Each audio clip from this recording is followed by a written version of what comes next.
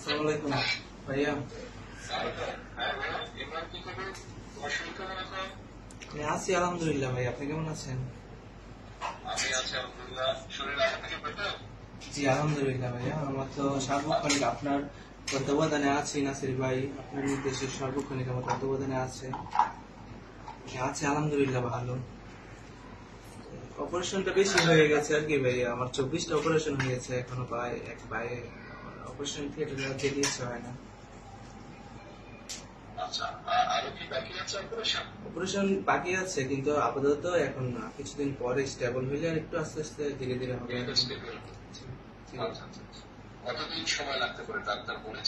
Minimum 1.5-2 বছর বলছে, minimum আর কি।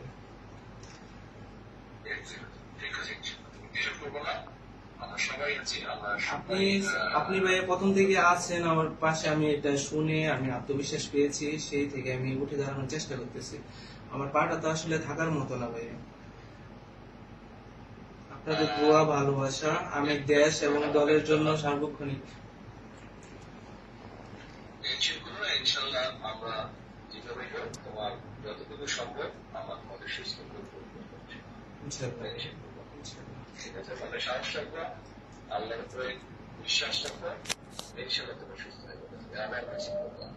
আমার তো মাঝখানে 5ই আগস্টের আগে ভাইয়া ঝামেলা হয়ে গেছিল, শেখ হাসিনা আমাকে দেখতে আসছিলেন, তো উনি বলে আমাকে ওনাকে আপা বলতে।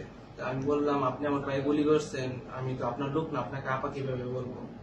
সাথে তৎকালীন স্বাস্থ্যমন্ত্রী ছিল, তারপরে ভাইয়া আমি বলি নাই, তো আমাকে no treatment no release order দিয়ে যায়। আমার এখানে ট্রিটমেন্ট হয় না, রিলিজ হয় না, বাইরে থেকে অ্যান্টিবায়োটিক আনতে দেয় না, সরকারি অ্যান্টিবায়োটিক কাজ করে না বডিতে। খুব বিপাকে পড়ে গিয়েছিলাম।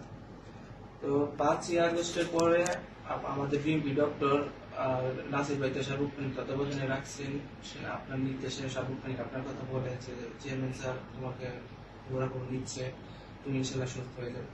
আমি সেখান থেকে মনোবল পেয়ে এখনো 24টা অপারেশন হয়েছে, আমি মনোবল এখনো হারাই নেই ভাইয়া।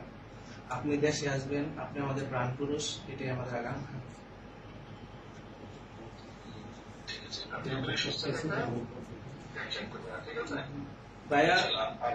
ভাইয়া আমি ঢাকা কলেজ ছাত্র দলের সাবেক সহ প্রশিক্ষণ বিষয়ক সম্পাদক, আর বর্তমান 37 সদস্য কমিটিতে আহ্বায়ক সদস্য রাখি।